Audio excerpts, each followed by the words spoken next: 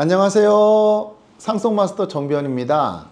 날씨는 좋습니다. 이제 아주 화창하죠, 요즘. 오늘은 최근에 대법원에서 판례가 바뀐 사안에 대해서 설명을 드리려고 하는데요. 공무원이라든가 사립학교 교원들 같은 경우에는 사학연금이나 공무원 연금에 따라서 여러 가지 그 보장을 받습니다. 그렇죠. 특히 이제 사망이 이루어지면은 그 유족들에게 유족 보상금이 경우에 따라 다르긴 한데 일시금으로 얼마 나오고 정기금으로 일정한 기간까지 나오는 경우가 있거든요. 일단 그 사고로 인해서 사망을 했다고 하면 그 사고로 인한 손해배상도 또 있죠, 권리가. 사고에 의한 사망이라는 하나의 사건으로 인해서 유족연금도 받고 가해자 같은 보험회사 측에다가 손해배상 채권도 갖고 두 가지 권리를 다 갖게 되잖아요. 맞습니다. 그래서 중복 적용을 적절하게 제한을 해야 되거든요. 유족연금 다 받고 손해배상 채권 다 받고 이럴 수가 없다는 거예요. 과거에는 유족연금을 받게 되면요, 사망으로 해서 받게 되는 손해배상 채권액에서 공제를 합니다. 그 다음에 남은 금액을 상속인들이 본인의 법정 상속분 비율대로 상속을 받는, 그러니까 이른바 공제 후 상속설이 종전의 태도였어요.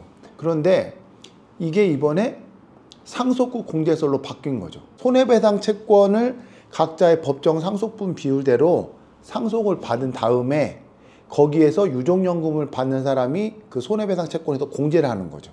딱 들을 때는 잘 이해가 안 되시잖아요. 이 사안을 보면은 바로 이해가 되실 겁니다. 상속 걱정 끝. 돈을 벌래 정변이 딱이야. 사립대학교의 교수로 재직하던 분이 이 오토바이에 취미가 있었나 봐요. 요즘에 나이 드신 분들도 오토바이 많이 타시더라고요. 뭐 할리 데이비슨 뒤로 딱 꺾어서 되게 멋있게. 어울리실 것 같은데요, 그런 사람들 왠지. 그래요? 당당당당당당당. 저는 이게 머리가 커서 이게 헬멧이 안 맞을 것 같은데. 이분이 이제 오토바이를 타고 가시다가 택시가 불법 유턴을 해가지고 택시에 받쳐서 돌아가시게 된 거예요. 뭐 안타깝죠. 사립대학교 교수니까 사학연금에 따라서 유족연금을 받는데 그게 한 뭐 1억 5천 정도를 일시금으로 받고 매달 한 뭐 640만 정도를 정기금으로 받게 되나 봐요. 네. 그리고 정년까지 근무하지 못하고 사고로 인한 사망으로 일찍 퇴직을 하니까 이 퇴직금은 사망할 때 나오지만 실제로는 정년까지 근무할 수 있었을 것이라고 예상이 되기 때문에 이 부분도 손해배상 청구를 할 수가 있거든요. 그러니까 그거를 어려운 말로 일실퇴직연금이라고 합니다. 그게 이제 이 사안에서는 한 1억 9천 됐나 봐요. 근데 유족으로는 배우자와 자녀 2명이 있었던 거죠. 네. 근데 이 사학연금에 따른 유족연금은요, 배우자만 수급권자예요. 자녀들은 받을 수 있는 게 없거든요. 그런데 아까 말씀드렸죠. 유족연금으로 1억 5천 받고 매달 640 받는다고. 그런데 사고로 인해서 일실퇴직금 상당의 손해배상 채권액은 한 1억 9천 된다고 하니까 이 정기금까지 합해버리면 사실상 청구할 게 없는 거예요. 그죠? 그렇죠. 왜냐하면 종전에는 어땠다고 했죠? 공제 후 상속이라고 했죠. 네. 그러니까 1억 9천에서 이 유족연금 1억 5천님이 받은 거랑 640 그런 걸 다 공제를 하면 남는 게 없잖아요. 네. 그래서 1, 2심에서는 다 진 거예요. 공제조합을 상대로 소송을 했겠죠. 근데 대법원에서 아니다.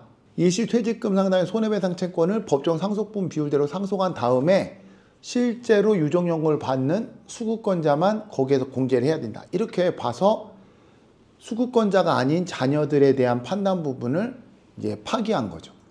근데 여기까지 들어보시면 두 가지 설 중에서 어느 게 좀 더 타당한지 한번 생각해 볼 필요가 있을 것 같은데 어떻게 생각하세요? 상속 후 공제설, 공제 후 상속설. 사실 둘 다 일리가 있습니다. 공제 후 상속설로 보면은 손해배상이 중복해서 이루어지는 거를 막아서 경제적인 관점에 좀 더 포커스를 맞춘 거거든요. 그리고 아까 우리 PD님 말씀하신 대로 사실 한 가족이잖아요. 수급권자가 어머니라고 해서 그 수급권자인 어머니가 그 받은 돈으로 인한 이익이 자녀들에게 안 간다고 볼 수는 없잖아요. 그죠? 같은 경제적 공동체니까. 역으로 생각해 보면 유족연금은 엄마가 받았지 내가 받은 게 아닌데 그걸 왜 나한테 빼? 이렇게 생각할 수 있죠. 그리고 유족연금이나 이런 것들이 사실은 사회보장적인 생활보장적인 측면이 있잖아요. 초과해서 받는다 하더라도 그렇게 부당하다고 보기는 어렵다는 거죠. 양측의 논리가 있는데 결국 대법원은 제가 볼 때는 후구권자인 배우자를 제외한 나머지 자녀들은 유족연금 받지도 않는데 거기서 통으로 그걸 빼갖고 상속을 받는다는 거는 부당하다는 게 가장 주된 이유로 보여지고요. 설사 그로 인해서 사실상 중복해서 받는다 하더라도 유족연금의 생활보장적인 측면이나 이런 부분을 고려할 때 그 정도는 인정이 되어야 된다. 이제 정책적인 고려를 한 것 같아요. 그러다 보니까 이 택시회사는 갑자기 날벼락을 맞았죠. 그렇죠. 이 사건을 수임했던 변호사는 처음에 어떻겠습니까? 택시회사 공제조합 상대로 이거 제가 100% 이깁니다. 걱정하지 마세요. 성공보수 크게 주세요. 이랬겠죠? 그렇죠. 왜 공제가 나면 될 거 없어요. 착수금 안 받고 뭐 성공보수 뭐 20% 이렇게 받았을 겁니다. 그런데 1, 2심 다 이겼겠죠. 대법원 가봐야 이거 끝났습니다. 근데 갑자기 바뀐 거잖아요. 그래서 이게 판례란 게요 항상 변화할 수가 있습니다. 그렇기 때문에 유족들도 1심, 2심 졌다고 포기했으면 판례가 바뀌지 않았을 테니까 못 받았겠죠.